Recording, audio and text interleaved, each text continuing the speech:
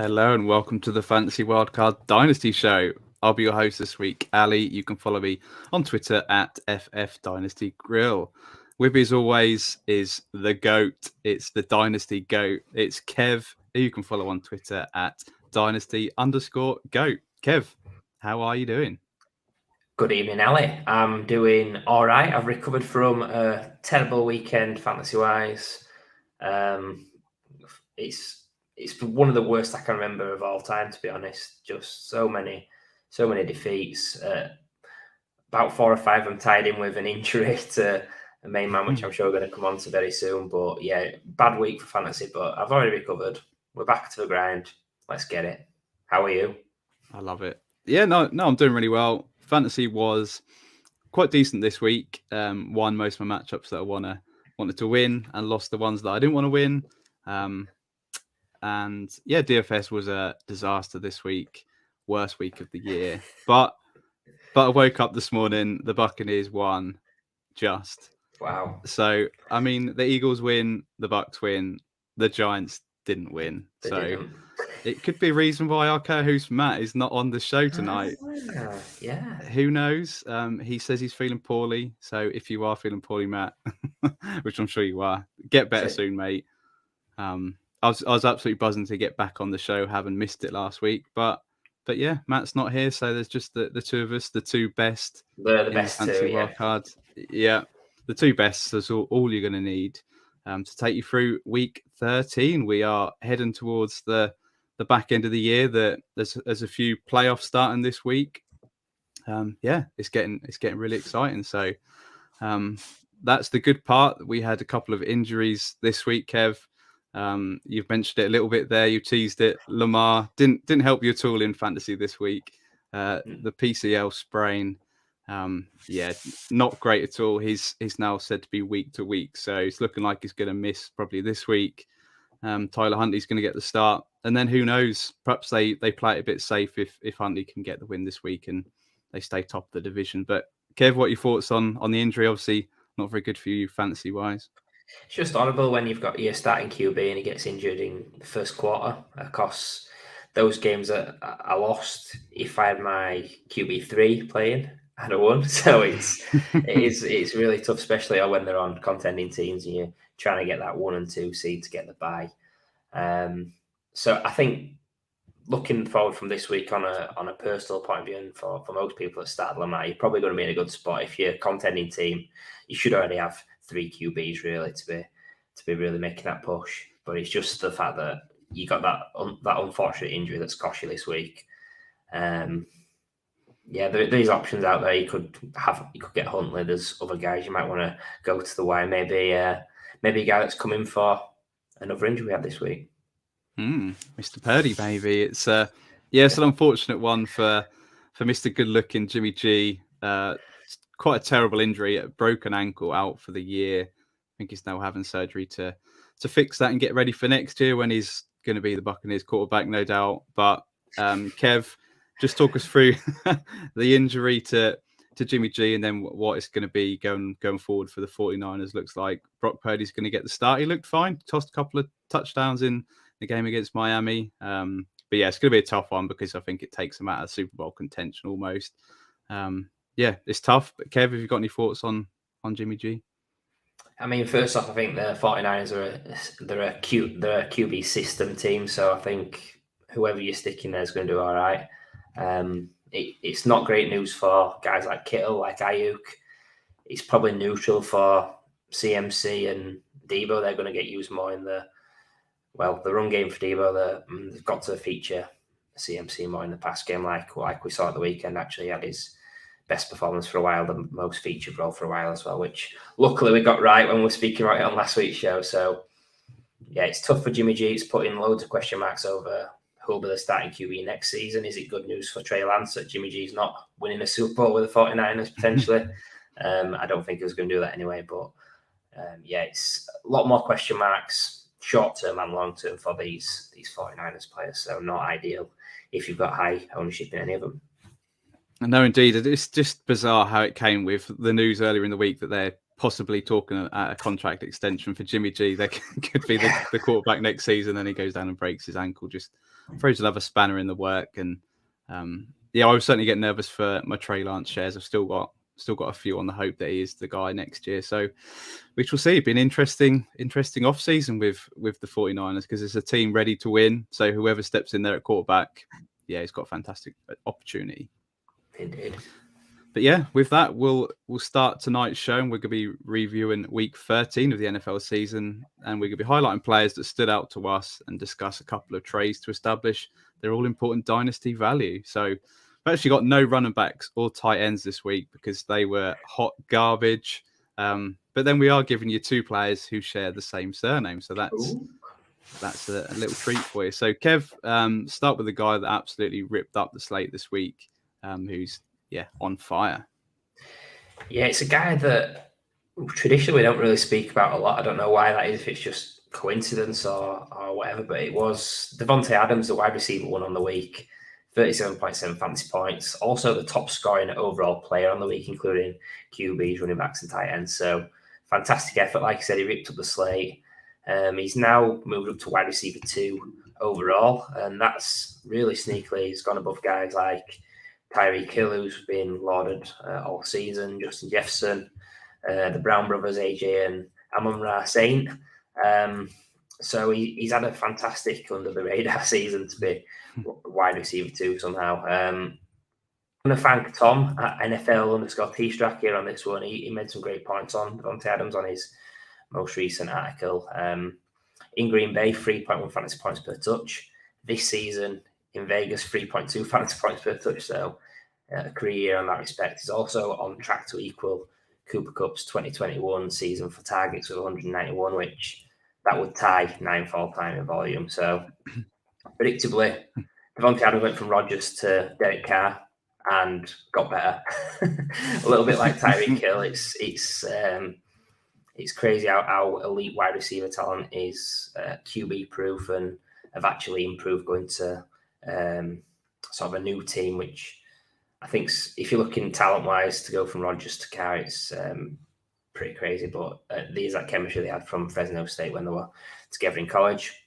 If we're looking at Adams, though, we know he's fantastic. Last 4 healthy seasons, he's finished 3rd, 1st and 2nd in wide receiver overall. He's on pace to be wide receiver 2 this season as well. So consistently awesome. 29 years old. He's got a 5-year deal. There's no out for the next, I think 2025 is the first out, but there's no concern about his contract, his situation. It's all about his body, his age, how long will they last. And that's probably feeding into why he's keep trade cut wide receiver 13. I do get it because of his age, because of the few teams in your league that are contenders that could potentially go and buy him and need him now. That is why he's ranked a little bit lower than some of the younger guys that aren't produced anywhere near wide receiver 2 overall in the season. So I think with Adams, he's got to be on all the contending teams. If he's not, what are you doing, sort of thing. He's someone that you can acquire cheap. He's 29. He's someone that's worth going in for, because to get a top 3 wide receiver, you've got him this season, you've got him definitely next season. I don't see the drop-off coming as a brick wall. So, I think someone I need to get more shares of, because traditionally I've not got a lot of him. Yeah, certainly I'm going to be targeting the ageist crowd, the dynasty owners that don't want any 30-year-old wide receivers on their team.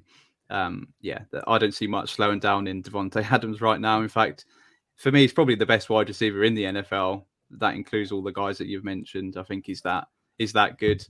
And the Raiders right now, I think they've won 4 straight. That they seem to be on a roll, and their fantasy games are pretty similar, really. Their defense is not very good. They're having teams score on them, so Derek Carr's having to throw an absolute ton, and they're all going to Davante Adams. He's the most targeted wide receiver in the NFL. Yeah, and I personally as well would pay a pretty handsome amount to get him right now on a contender. I think the Raiders, they were looking dead and buried a few weeks ago. In fact, they even had the number 2 pick like 4 or 5 weeks ago. But now I think there's an outside chance they're making the playoffs.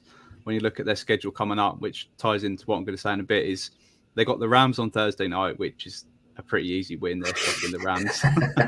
I mean, for them to be Super Bowl champions is is unheard of for them to be where they are right now. They've got then played the Patriots, who I think are on pretty much very similar record right now. So if they beat them, they go above them.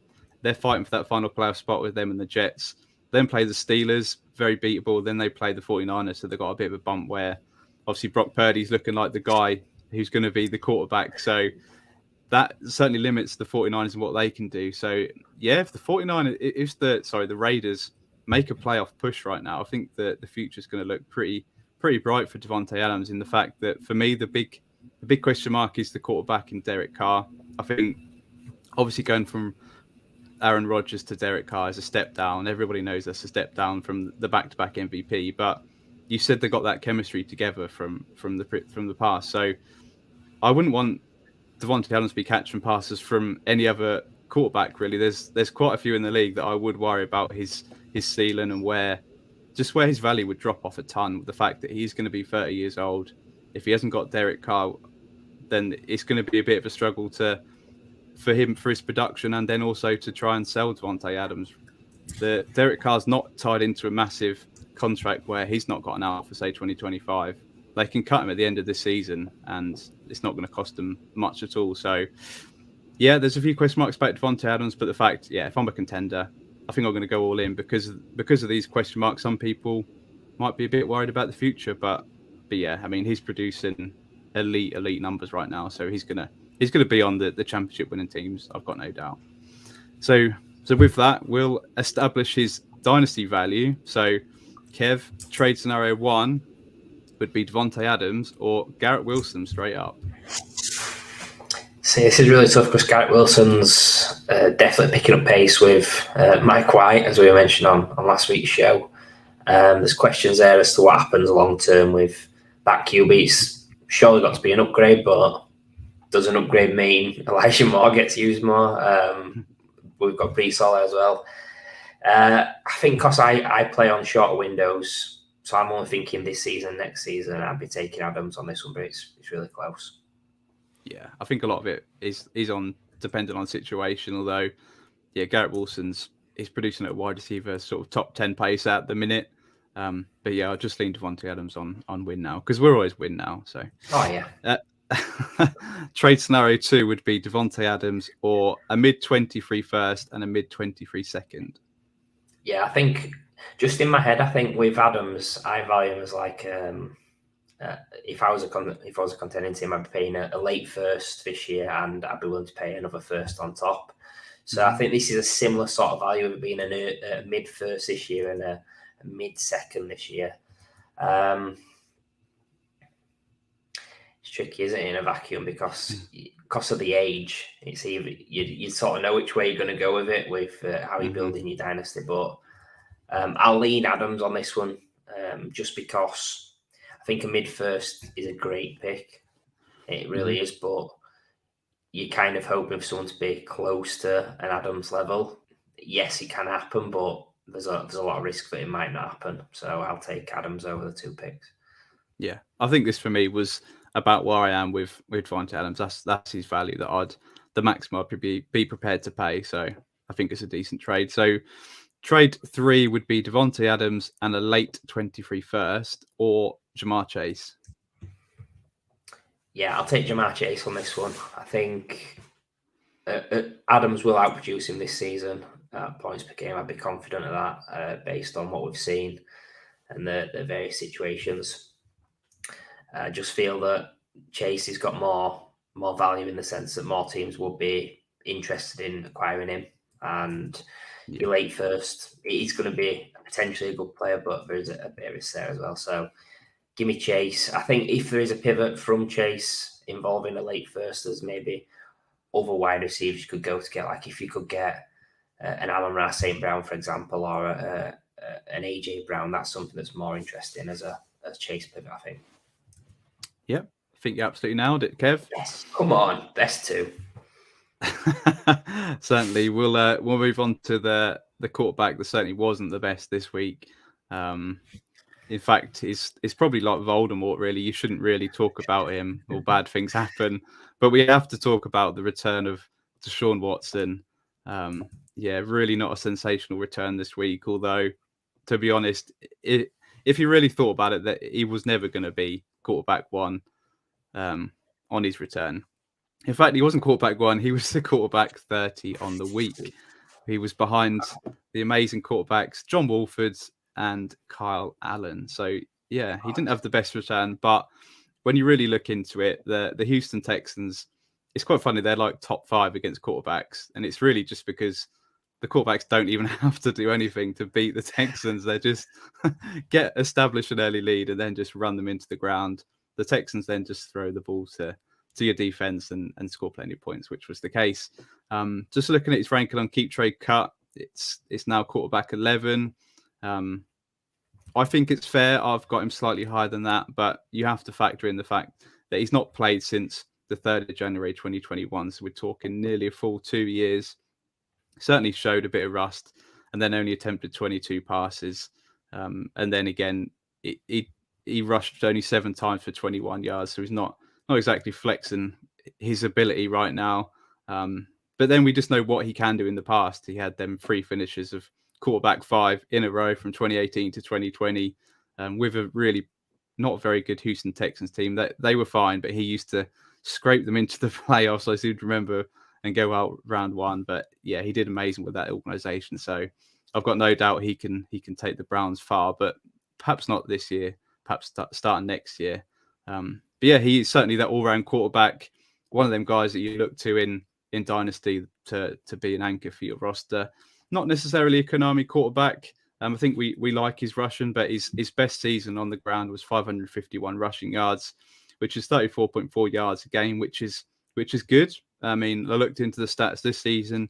That'd be ranked 8th amongst rushing quarterbacks. So it's not elite of the elite, but it's certainly nice to have that floor that Deshaun Watson brings when he's really firing. His most rushing yards in a game is, I think, it's quite low, to be honest. It's 70 yards that he put up in 2018. And just to put that into context, I look into Josh Allen, to me, I think is rushing a bit more this season, but he's not necessarily Konami rushing back. I think he does a lot of his damage through the air, but he's already had 4 games of 70 plus rushing yards this season alone. So that's 4 more than what Deshaun Watson's best rushing output is in a game. So yeah, there's that. Personally, I think he's the best buy window for Deshaun Watson's passed a long time ago. I think if you really were interested in him, you would have took a shot on him in the off season or when the ban was announced during the start of the season. If you're not thinking about competing this year, just going after him. I think now you've got a window where it's certainly closing. You're certainly going to be paying a lot more for him, and then there's a bit more risk involved.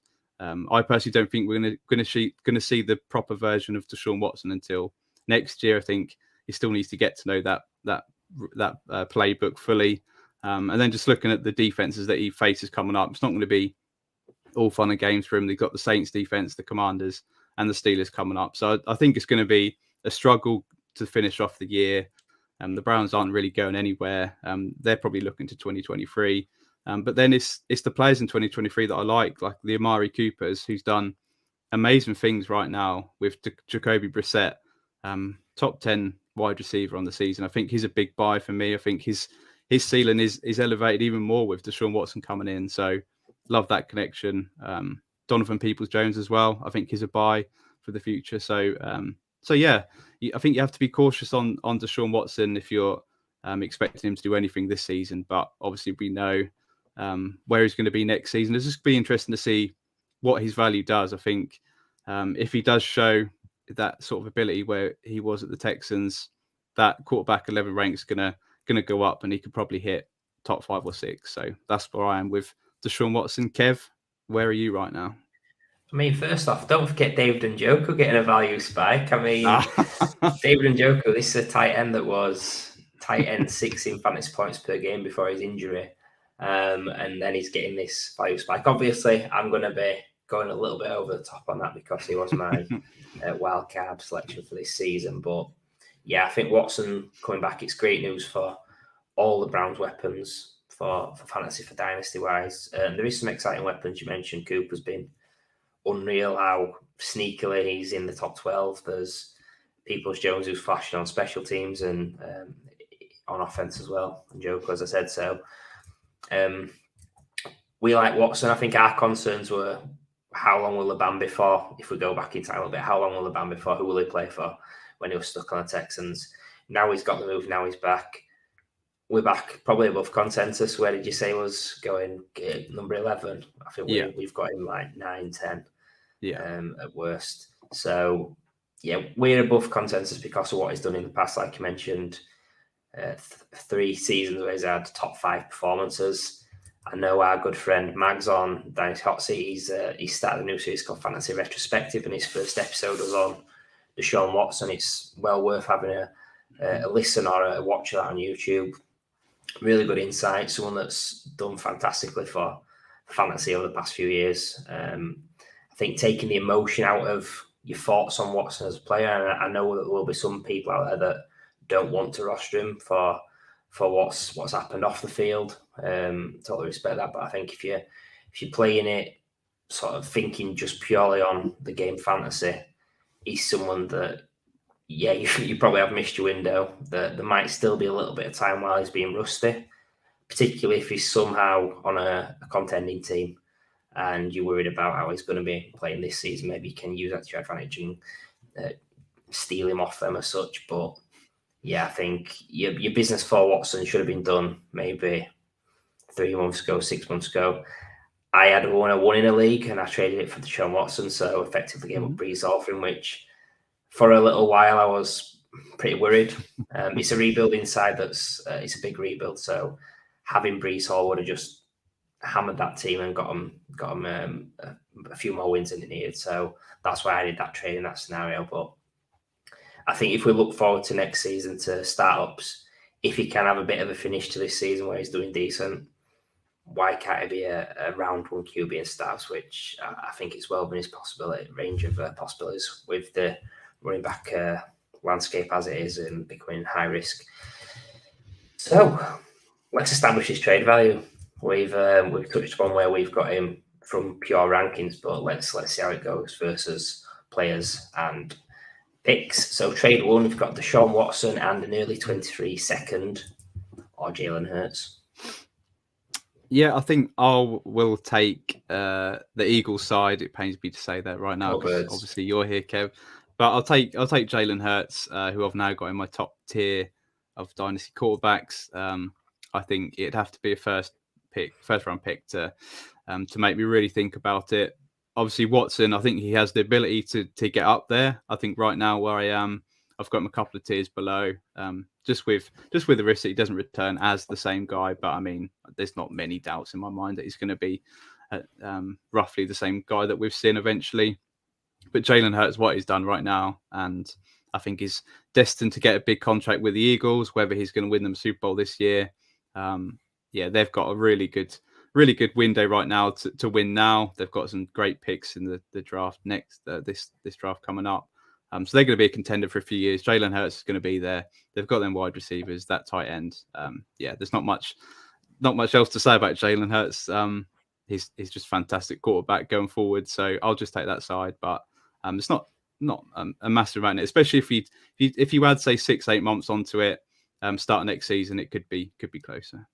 Yeah, I think it's tricky if you've got Hurts. Like, it's very unlikely you're not going to be a top team this season, so it's going to be really hard to trade away. I think if it was Watson and a late first, let's say you're the Watson owner, you've got a late first, and maybe Hurts is on a team that's just sort of outside the playoffs somehow. Maybe they've had injuries or positions. That is a trade as both sides really it would work for. So next trade, Watson or Kyler Murray?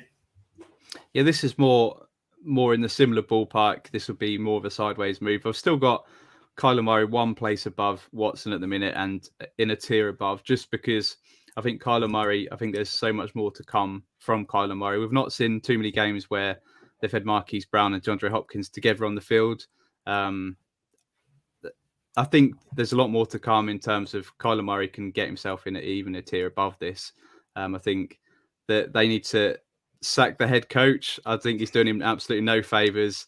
I think Watson, there's a lot more to come from him as well, but I'll just take Murray because he's more safe, and I think he's got a higher ceiling in the near future. Yeah, good stuff. And then trade free, we've got Deshaun Watson or an early 23 first and Kenny Pickett. Ooh. this would be close because obviously I love Kenny Pickett. Shut up. No, I mean Kenny Pickett, he's just not shown much ability whatsoever. The good thing you can say about Kenny Pickett, he's not turning the ball over right now, but I think he's tossed 4 touchdowns in like 9 games, which is just not great. I don't think there's much ceiling to come with Pickett. I'd probably go Watson on this side, but you'd be trading away a really great player with the early 23 first. It wouldn't feel great, but I think in a year's time, you'll thank yourself for doing this move. Yeah, agree. Right, we'll move on to the next guy, and certainly he's not a risky prospect. He is as safe as houses. Kev, who do you want to talk about? Yeah, let's hope he's safer than them houses on the Weetabix advert where Wolfie blows all 3 of them down, doesn't he? Yeah. His Weetabix. We're going to be talking about Tyler Lockett, who he had another solid outing this week, wide receiver 5 on the week, and he's sneakily gone up to wide receiver 10 on the year. Who would have thought the move from Russ to Gino would make him move from boom bust to consistent? He's been the top 17 the last 5 years, including this, but actually this year has been his most consistent in terms of when he's had those finishes in the past. It's been on the back of having like 50-point games, and he'd have like 30 points 1 week, 4 points another. So a bit of a shock that he's become so consistent. A little bit surprising to me that he's already 30 years old. I thought he was slightly younger, but he's tied down for the next sort of 4 years, no outs for the next couple of years. I think the windows we play on, or I play on this year, next year, is someone that's really appealing to me. Extremely cheap as well. I've seen trades this season for mid 23 seconds, late 23 seconds. I think that's definitely a price I'd be willing to pay to go and get him. I actually did a trade for him this week, so it makes sense to talk about him for me to lead off on him. I've got a contending team where I've moved T. Higgins and Dallas Goedert, obviously an injured guy that I was trying to get replacement for. And I got Tyler Lockett and Mark Andrews. And my thought process behind that was moving from T. Higgins to Tyler Lockett. Yes, I'm losing a lot of years, but in terms of production for this season, next season, I'm going to be taking Tyler Lockett to outproduce me with that. So on a win now team, it's money. Keep Drake up, got him wide receiver 49. So thinking about guys that he's below, Daniel Mooney, Rondale Moore, Wan'Dale Robinson, Josh Palmer. If you're a contender with these guys on your roster and there's a Lockett out there, what are you doing?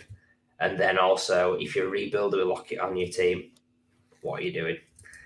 My advice would be to go out and get Lockett, and then it's Lockett and load. Love it. So the advice really going forward from what we talked about tonight is when a wide receiver loses an elite quarterback, we need to stop worrying about it because they end up absolutely fine. Yeah. And yeah, Tyler Lockett is now on pace to beat his highest receiving yardage of his career with Geno Smith. As you mentioned, is forever underrated. Last 5 finishes of wide receiver 17, 13, 8, 15, currently wide receiver 10. So, I mean, he's brilliant. He's helping you win championships, and you're not even needing him as wide receiver 1 or 2. He's sometimes some people's wide receiver 3. So, and yeah, DK Metcalf, he still gets all the headlines. He's still producing fine, but he seems to be more up and down, whereas Lockett seems to be just firing week in, week out. He's got that great chemistry with Geno Smith. You absolutely love to see it. And as you mentioned, that contract, he doesn't have an out till the end of the 2023 season, so he's locked and loaded for the rest of the season for next season. Then even after that, the dead cap hit is 14.1 million, so it's not something that they may want to shift off of very quickly. And yeah, Geno Smith, I mean, he's got to be staying as a quarterback, right? He's been doing amazing things. Surely they're going to sign him to a contract. He certainly deserves it. So yeah, I think come draft season again, Tyler Lockett's going to be underrated again, as he is year in, year out. And yeah, I'd certainly be buying him right now for a win now team. As you mentioned, he's even been producing more consistently than in the past, and he's just scored 5 touchdowns. He's had 5 touchdown games in a row, which is just unreal. So it's giving you such a safe floor, and with that ceiling as well. So yeah, we don't need to say too much about Tyler Lockett. Absolutely love him in Dynasty. So his Dynasty value, Kev, trade 1 is Tyler Lockett or the returning Calvin Ridley in 2023. Oh, it's a gamble, that, isn't it? Wait. Yeah, I think with the question being now, it'd be Tyler Lockett because you've got this season to finish, and then I'll be looking at next season as well. I think if you ask him this question in a month and a half after the season's finished, then yeah, I'll take Ridley, and I think you're getting 3 years back on him. You're getting a guy that's done it before, moving to an exciting offense with a potentially elite QB on your hands. So lock it for now, but maybe Ridley in 6 weeks' time. Yeah, I thought that was an interesting one. Second one, Tyler Lockett or an early 23 second. Yeah, it's one of those. Would I pay an early 23 second now to get him? Yes, I would.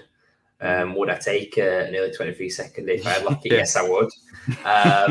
So it's a great one. I think just in a vacuum, I'd probably take the pick because I'd be interested to see who falls out of round one to help my overall roster. Yeah, I love that. I love the prospects that could fall out of round one and will fall out of round one. So be sweeping those up. Trade scenario 3, Tyler Lockett and a mid-23 first, or the Sun God, Amon-Ra St. Brown. Amon-Ra's another guy I traded for this week. That's spooky. I'm going to take the Amon-Ra side. I think I paid like 2 firsts for Amon-Ra. Probably like a late, and then we don't know what next year's is. So yeah, it's ever so slightly Amon-Ra St. Brown. I think you've got a young wide receiver, a 23-year-old wide receiver. He's top 8 or 9 in Dynasty. He's going to have more suitors. Any team will be interested in Amon-Ra St. Brown, whereas I think there's less that be interested in Lockett. So if for whatever reason you get to the next season and you're a struggling team with Lockett, you've got less ways you can get off him, and value-wise, you're not going to be able to get as much. So I'll take Amon-Ra. Yeah, we seem to talk about Amon-Ra St. Brown a lot on the fantasy. Will be good, isn't it? Easy. I mean, fantasy receipts, fair play. They picked up that I said he was a bit massive sell last season. Yeah, but fantasy receipts have had like 5 posts this week, so they're dead. Yeah, excellent. You love to hear it. We'll move on to a rookie wide receiver who's certainly not dead, smashing it right now, and interesting guy in Dynasty, I think. So, Kev, over to you. Yeah, I mean, we don't like to speak about the same guys over and over again. I know we touched upon Amon-Ra, then he comes up quite a bit. And this guy we actually spoke about 3 weeks ago, but we like to talk about players that have either shone on the week or that have had a value spike since we last spoke about them. And this guy ticks both boxes. It's Christian Watson, wide receiver rate on the week. He had 3 catches and 1 rush, so to finish wide receiver rate is pretty impressive. Top 10 wide receiver the last 4 weeks, each week as well. So touch-wise, 4 touches, 7, 4 and 4. So that's crazy that the fact he's doing it with explosive plays, 8 touchdowns on that, 7 receiving, 1 rushing. There's a big thing about selling Watson because the touchdown regression, which I do get. He's not going to score 2 touchdowns a game for the rest of his life. But versus the other rookie wide receivers, he's ranked 4th in targets per out run. He's ranked 2nd in yards per out run, which are both really key indicators of performance and sustainability. So I think the fact he's been a raw prospect coming out, but he's had injuries to start his rookie season, it was expected to be a slow starter. He's been on fire. He's been on fire faster than I thought he would be. Wide receiver 35, when we last spoke about him 3 weeks ago, he's jumped up to wide receiver 17 now.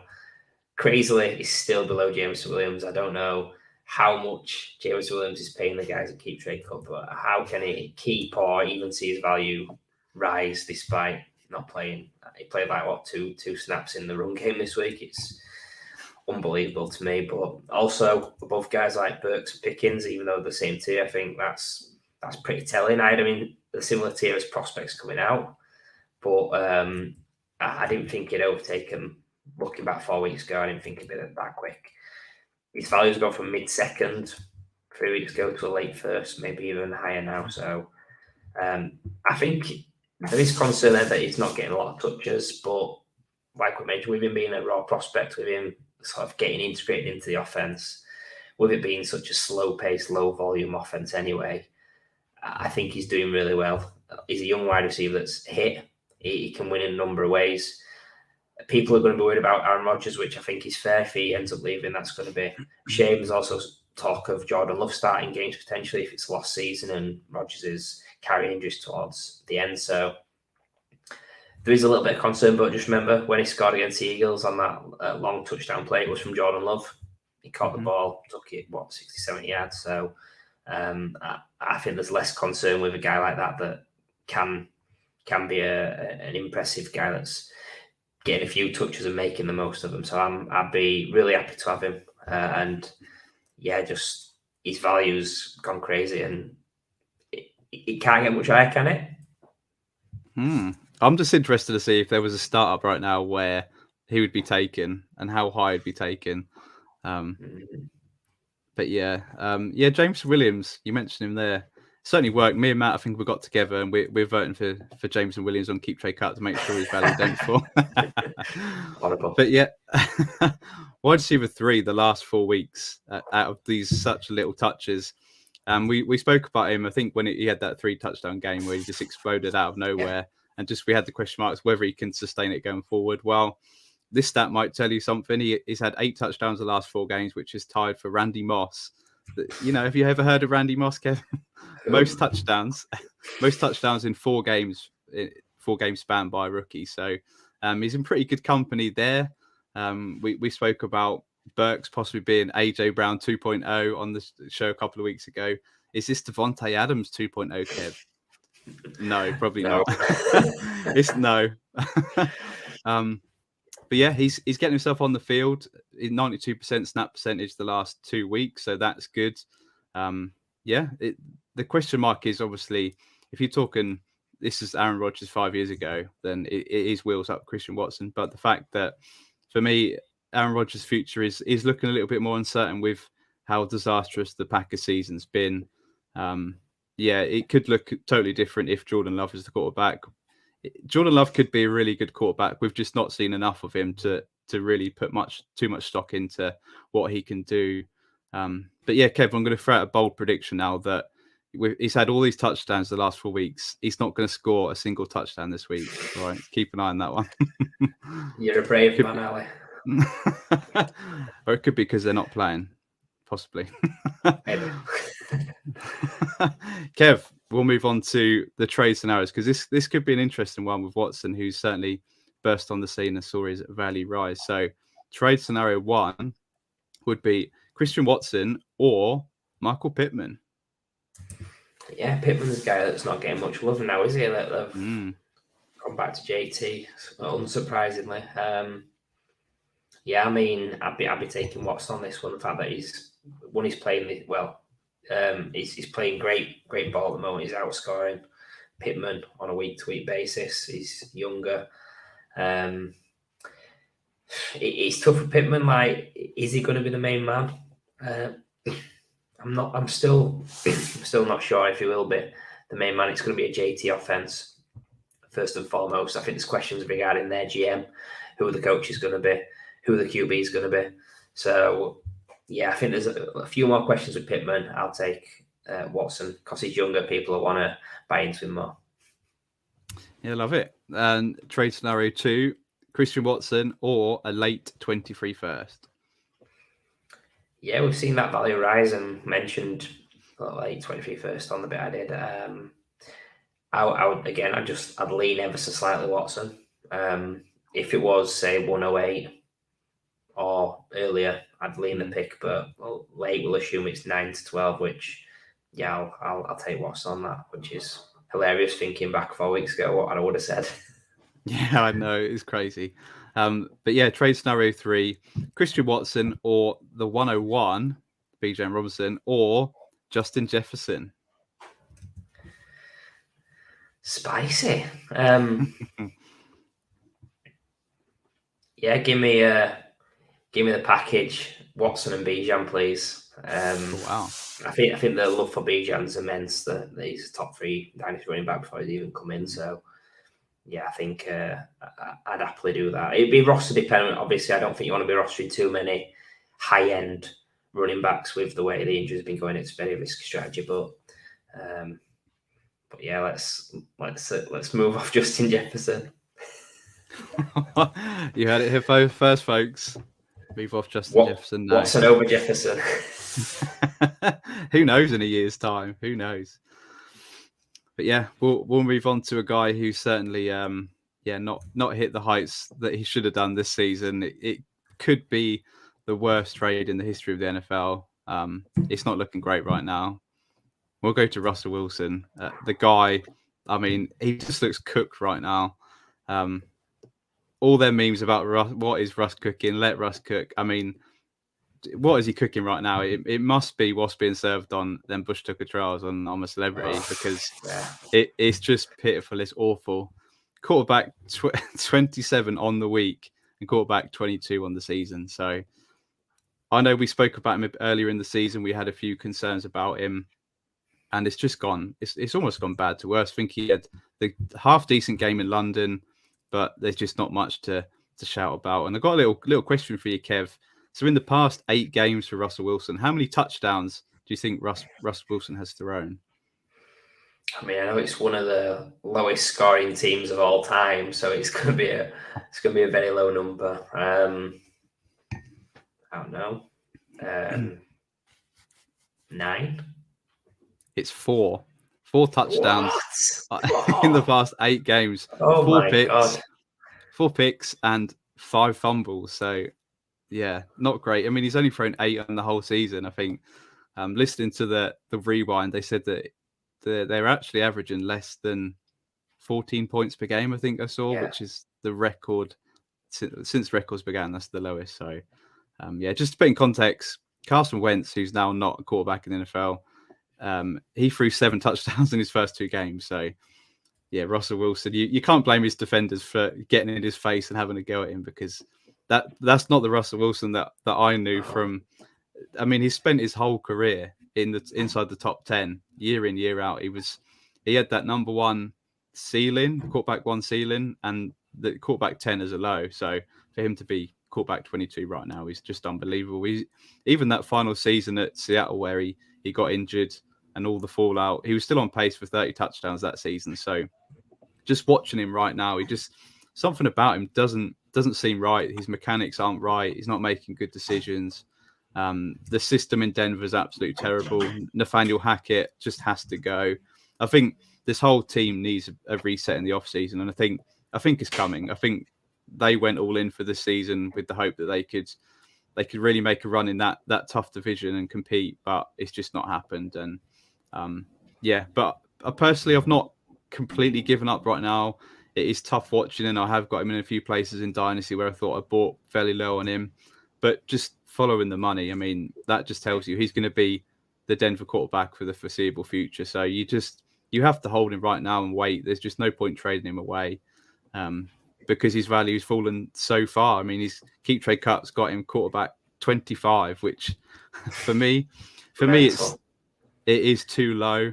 I mean, I know he's quarterback 22 right now, and he's really not producing. But just the fact that the contract situation alone, there's so many quarterbacks out there that haven't got a contract or is just looking so uncertain for next season. So, I mean, I think I've got him about quarterback 18 in Dynasty. So that is low. If I went on that, he'd be a buy right now because I've got him ranked higher, but it wouldn't feel great. I just can't believe that this will carry on into next season. I think they'll hit the reset button. They'll get a new OC. They'll get a new head coach, and things might change. So, yeah, it's not great, but Kev, is there any good news from you with Russell Wilson? Yeah, just echoing what you said about like in a QB, all you want in when it gets to outside the top 10 or 12 is job security. And no matter how poorly he's been, he's going to be the Denver QB for the next 3, 4, 5 years. It's going to be impossible to move off him. And even if something wild happened and we did move off him, he's going to get another shot elsewhere with what he's done in the past. So that ranking's too low at keep trade cut. It'd be a really dirty buy to go out and buy Russell Wilson because of what he's doing, but that is a value. If that is a true value in your leagues, he's someone that you need to go after. The performance though has been pitiful, but I think some of it is on him. He's not played great. He's not made great decisions. There's been missed throws. There's been wrong decisions, etc. But there's been a lot that's wrong with that team. The OC, the coach has been poor. Running backs been, I mean, Javonte's got injured. Melvin Gordon's gone. There's Mike Boone, Latavius Murray. There's been all sorts of different pieces there. Wide receiver wise, Judy's been injured. I think Sutton's been in and out. Tim Patrick got injured. Tight end, we thought Albert O was going to be the man. He's not. Dulcich has been the sole bright spot from the offense. So it's not all on Russ.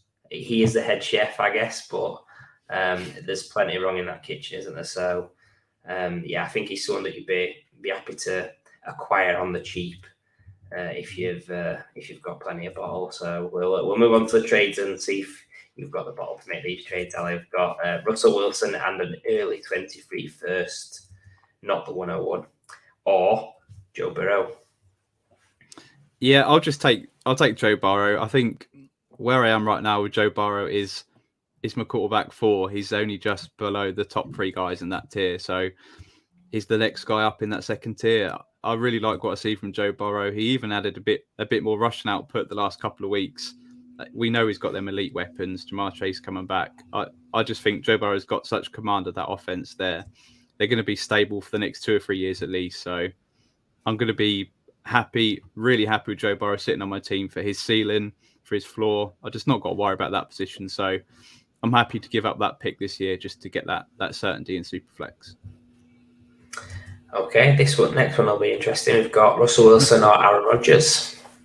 Yeah, this is really tough because there's 2 guys you have to have ranked pretty similarly. I mean, Rodgers is the better quarterback. His situation's a lot more cloudier than Wilson. Wilson, we've just mentioned, he's in a really stable situation where Rodgers could hang it up after this year. We don't know what's going to happen with Rodgers. I think he's got a lot more ceiling to him. So I think a lot of it would depend on roster makeup. Whether if you've already got 2 settled quarterbacks on your team, then I think you can go for Aaron Rodgers, where you've got that more of an upside, but a bit more uncertainty. Whereas if you need a stable quarterback too, I think Russell Wilson is a great guy to go after. So I'll lean Rodgers for upside, but it's really close. I think it's interesting that, because I think maybe Wilson's got a bit more upside than Rodgers, but a lot more downside.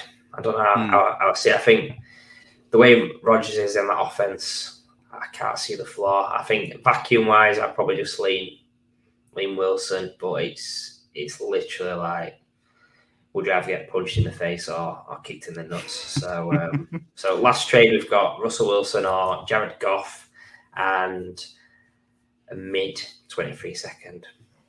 Oh, this is a great trade because it's something realistically where we talked about trading for Russell Wilson right now is probably the right thing to do if your league values him where Keep Trade Cut has got him too low. And this would be the sort of trade that you could pull off to get a more secure quarterback too, but it would feel disgusting right now. I mean, to get rid of Goff, who's performing at a really high level, probably the highest in his career, on a team that is ascending. But I mean, are they going to be grabbing a quarterback? They're in position, not because of their pick, but because of the Rams pick. They're in a position to get a quarterback in that draft if they want to. So it's really tough. And again, I might go with Goff because I think that he's still got another shot on if it's not on the Lions. I think there's plenty of teams that are after a quarterback next year that aren't in position to get the top 2 or 3 guys in the draft. So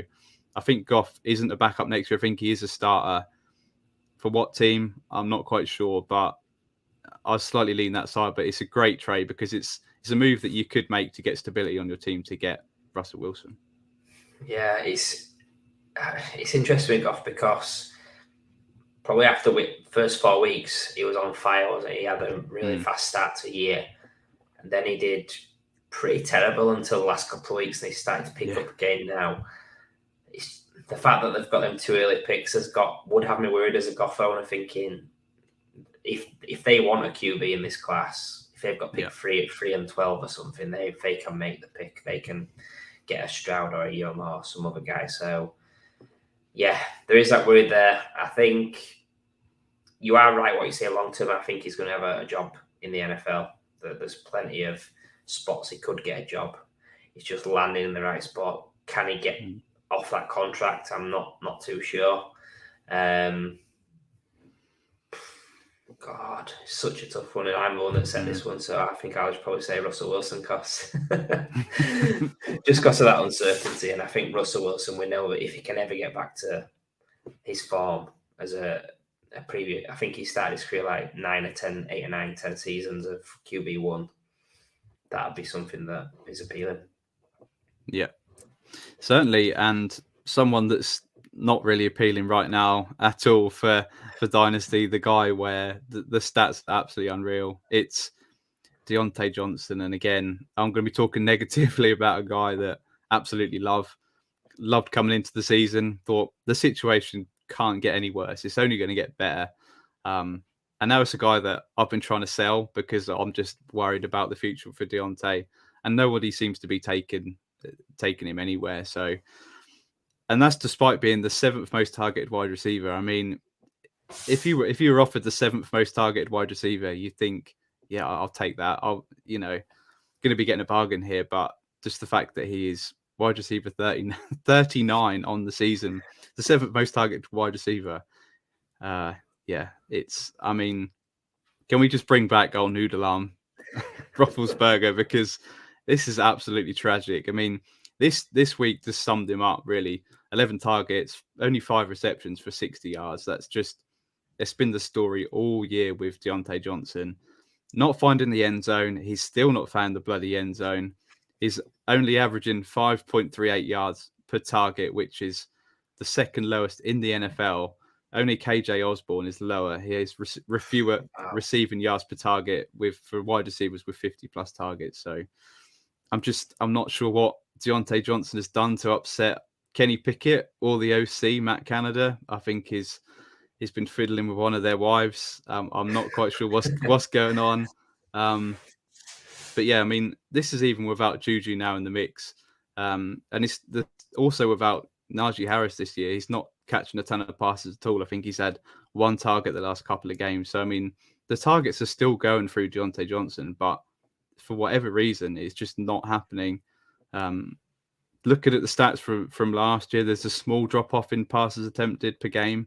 This year, it's 35.3, which is still quite reasonable. I think it's top 12. Last year, it was 39.3, so it was high last year, and it's dropped 4 passes per game. But again, he's still getting the targets. But when you look at it, Pickett, he's just not throwing deep. He's not connecting with his wide receivers. He's thrown under 200 yards in 5 of the last 6 games, which is not great, not where you want to be if you've got wide receivers on that team. And then you've got the emergence of George Pickens, who's been awesome. He's flashed some unbelievable catches. He was slowly got up to speed coming off that injury. Wasn't targeted much early on, but he's really picked it up, and it's probably the wide receiver 1 there, not in terms of targets, but in terms of them value targets. They're all going to Pickens. He's had a couple of touchdowns. Deontay's had none. Deontay obviously signed that contract extension in 2021, which was great, especially with Juju leaving. Obviously now Chase Claypool's not there as well. The 2-year, $36.7 million contract. There's an out at the end of this year, but it's not likely. It's 19.6 million. So he's going to be there. I mean, he was the top 10 wide receiver coming into the season for me. Thought the situation was going to be absolutely fine. But now he finds himself wide receiver 35 on Keep Trade Cut. And to be honest, it's not that bad. I think there might be a small value there, but I mean, he's sitting next to a guy in Jerry Jeudy, where if I could flip Deontay right now for Jerry Jeudy, I think I'm honestly doing it, which would sound horrible. Spicy. It would be horrible at the start of the season. I'd have said get out of here, but I think Jerry Jeudy showed him and Russ had a bit of connection going. I think he had a couple of games where he was looking decent before he got injured. So next year, I'm quite excited about Jeudy as a buy. I'd flip Deontay for him right now, which maybe a little bit spicy, but it's just where I am with Deontay. It's not great. Yeah, a lot of similar feelings on Deontay. The fact that we thought it was I think our worry going into sort of the off season was what happens with his contract. We was all thinking Big Ben's out of town, it's wheels up, he's going to get a lot more favourable deep looks and maintain the volume, etc. The offense is going to be fine. And it's not been the case at all. 0 touchdowns, which is pretty fluky, to be honest. And Pickens has overtook him in terms of value in Dynasty now, so it's hard to get super excited about Deontay Johnson as it stands. We've seen him do it in the past. He's getting a ton of volume, which is great, but the efficiency has not been anything like it has in the past. Want to shout out Dynasty Island, Rich Cohen, our good friend, who he did a tweet, I think, end of last week about Deontay and his 0 touchdowns based on his yards and the averages of touchdown rates per yards, that he should have, I think, two or 3 touchdowns, which would move him up from wide receiver 40 at that time to wide receiver 27, which is still not great, but I think 13 spots, it does mean a lot. The fact that he will be considered a high-end wide receiver 3 rather than sort of a mid wide receiver 4. So yeah, touchdowns are an issue. I think there's more issues though. Kenny Pickett, is he building this rapport with Pickens? Pat Fryermuth's been absolutely awesome recently. There's a connection there. We know that Deontay's a talented guy, but his situation has changed. That he's always been a volume sort of guy. If we're thinking of him as a volume guy with a bad QB, it just makes me think of DJ Moore, like the last 3 or 4 seasons. The fact that, yeah, the QB play is holding him back for what he does. And DJ Moore's not someone I've always been super high on. So, yeah, you can make an argument that he's a value, but I can see why he'd also be off him. So let's try and clarify for the audience where we're at on him. So Deontay Johnson and a mid-23 first, or Tyreek Hill. Yeah, it's a good trade. I think either side it's not unfair to make this trade. I'll just take Tyreek Hill just because of the amazing upside he's got. I think they paid him an absolute ton to go over to Miami. He's shown great chemistry with Tua. I think he's going to be there for the next 2 or 3 years at least. As long as he doesn't lose his speed in that time, he's going to produce at a top 5, top 8 rate. So I'll take that. Yeah, we love Tyreek Hill. Next one, we've got Deontay Johnson or DJ Moore. Yeah, as you mentioned, it's interesting, very similar situations. I'll just take DJ Moore this time because I think he has had the odd week where he's flashed the upside that he can have. If the Panthers ever get themselves a quarterback, a competent quarterback, then yes, wheels up for DJ Moore. And the last one, we've got Deontay Johnson or Jacoby Myers and a late 23 second. Imagine this at the start of the season, you'd be laughed at. But yeah, I'll probably take the Jacoby Myers side. It is pretty shocking to me. I quite like Myers. He's in quite a few of my teams that contend, and he was so cheap to pick up. And he does produce fairly decent points, so I'll lean that side. Yeah, Deontay's playing like a Johnson.